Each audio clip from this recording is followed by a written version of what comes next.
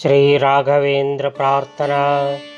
अहीशां शमीशं समीरेण युक्तं सरोजायताक्षं सुधासैकपूज्यं वदान्यं सुमान्यं वरेण्यं शरण्यं गुरुं राघवेन्द्रं सदाहं नमामि।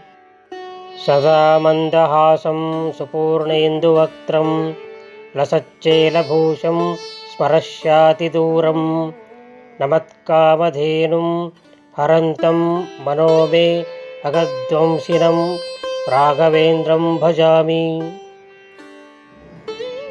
भजत्कल्पवृक्षं भवाब्देकपोतं महानन्दतीर्थं कवीन्द्राब्जमित्रं धरावदेवपालं रमानाथलोलं त्यजत्कामजालं भजे राघवेन्द्रं।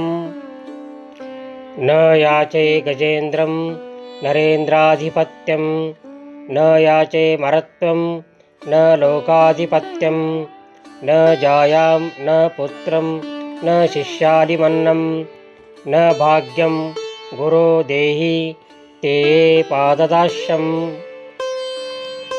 घनानन्दसारं नवाम्भोधनीलं मुरारातिमित्रं त्रिलोकीशरण्यं पराभूतशोकं सुरारातिजातं रामनाथपोतं भजे राघवेन्द्रं। धरादेवदन्तां सुजातस्रवन्ती तटोल्लासि रामाभिरामाङ्घ्रिदासं सुधाम्नां ललामं कृतोद्धामचर्यं परिव्राडधीशं भजे राघवेन्द्रं।